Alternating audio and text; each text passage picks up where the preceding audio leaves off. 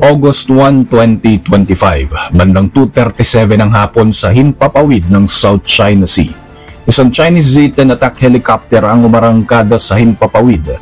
Ang kanilang misyon, i-intercept ang isang US Navy patrol aircraft. I-intimidate at guluhin ang kanilang operasyon at ipakitang may kontrol ang Beijing sa pinagtatalunang teritoryo.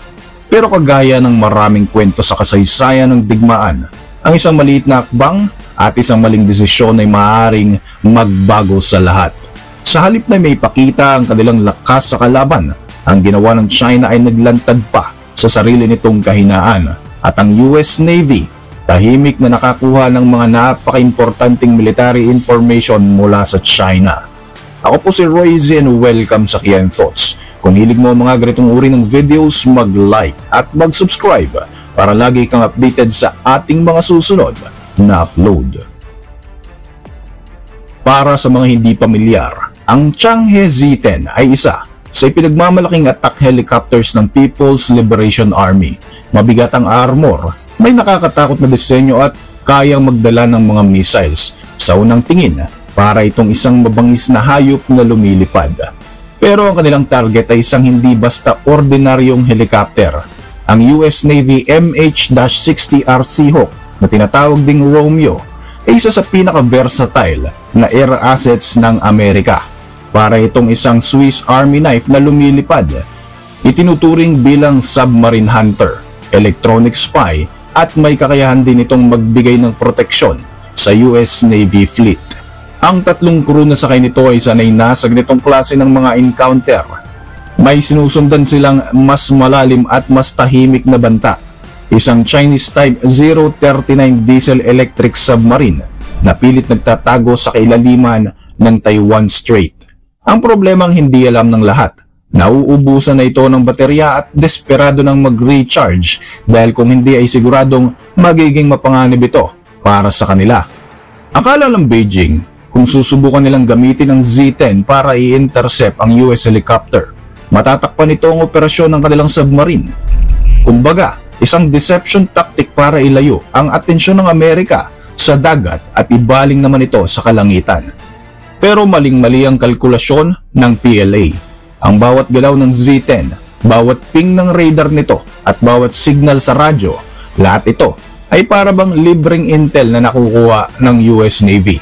Habang abala ang Z-10 sa pagpapakitang gilas at pagpapakita ng lakas, tahimik namang nagre-record ang mga piloto ng Romeo. Sa loob ng 72 minutes, parang nagkikwento ng kanilang military secret ang China, habang ang Amerika matyagang nakikinig at nag-iipon ng impormasyon.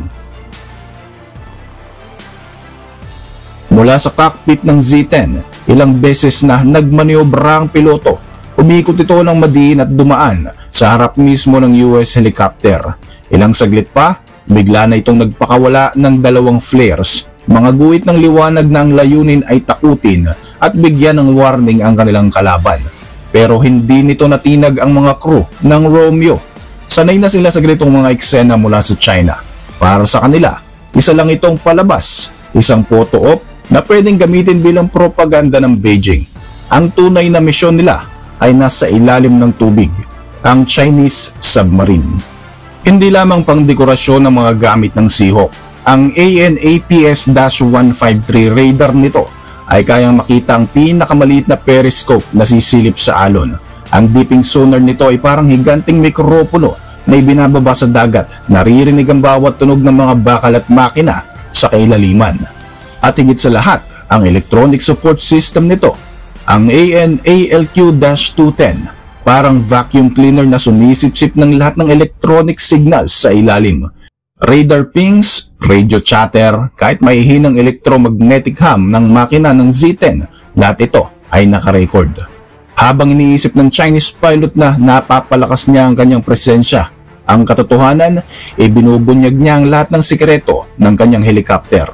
Samantala, habang abala ang Z-10 sa pag-intercept sa US helicopter para sa mga crew ng Romeo, ang totoong labanan at ang totoong banta ay nasa ilalim ng dagat. Ang Type 039 submarine na halos paubos na ang baterya. Kung mananatili itong nakalubog, mamamatay ang makina at siguradong mapipilitan itong lumutang. Isang pagkakamali ng China dahil nang sumilip ang kanilang submarine, agad na itong na-detect ng sonar ng Seahawk at nang utusan ng commander ang emergency divers, lalo na lang itong nagbigay ng ingay, cavitation bubbles, popping metals at crashing water. Lahat ng ito ay nagbubunyag ng lokasyon ng Chinese submarine. Naririnig hindi lamang ng Seahawk, kundi ng buong US Carrier Strike Group na nasa South China Sea.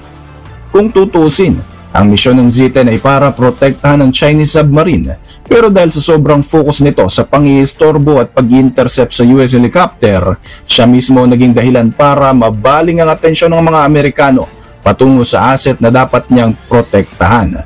Ito ang tinatawag ng mga eksperto bilang fatal irony. Sa pagtatangkang ipakita ang lakas, lalo nilang ipinapakita ang kanilang kahinaan. Ang panalo ng Estados Unidos ay hindi lang nakikita sa missiles o sa pagpapakita ng kanilang lakas. Minsan, panalo rito ang disiplina at ang matalinong estratehiya. Habang ang Z-10 ay nagtatago sa likod ng mga pinakawalan nitong flares at mga aggressive and dangerous maneuvers, ang Seahawk naman ay nananatiling steady at disiplinado. Hindi sila gumanti, hindi sila nagpaikot-ikot, hindi sila nagbago ng kanilang plano. Alam nila kung nasaan sila. 50 nautical miles mula sa Chinese territorial waters. Ibig sabihin, nasa international airspace ang kanilang pwesto kaya't walang karapatan ng China para ipagtabuyan sila. Ano nga ba ang kahalagahan ng lahat ng ito? Para sa US Navy, napakalaki. Ang bawat radar frequency ng Z-10, bawat electronic signature ng kanyang systems ay nagsisilbing fingerprint. Kapag dumating ang totoong labanan o digmaan, hindi na manghuhula ang Amerika kung saan nakapwesto ang kanilang kalaban. Alam na nila agad kung ano ang unang magiging target. At higit pa dyan, nakakuha pa sila ng acoustic profile ng isang Type 039 submarine. Isang once-in-a-lifetime na intel opportunity dahil lang sa isang pagkakamali na ginawa ng China. Sa pag-uwi ng Z-10 sa kanilang base, isa itong malaking pagkatalo para sa kanila. Ang submarine na dapat nilang protektahan ay nailantad.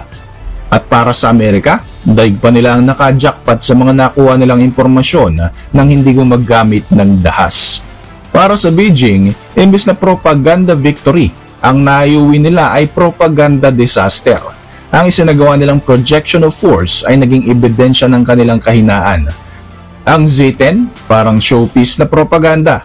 Ang Type 039 submarine na pilitang lumantad at tuluyang nagkamali.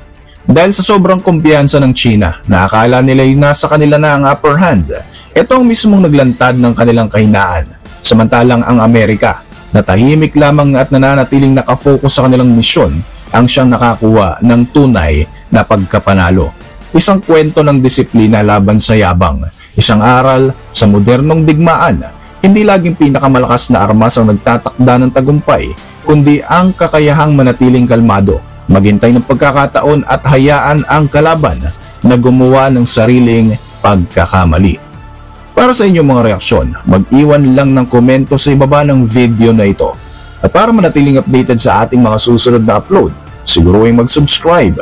I-like mo na rin ang ating mga videos bilang suporta. Muli, ako po si Roy Z at maraming salamat sa patuloy na pagsubaybay sa ating channel.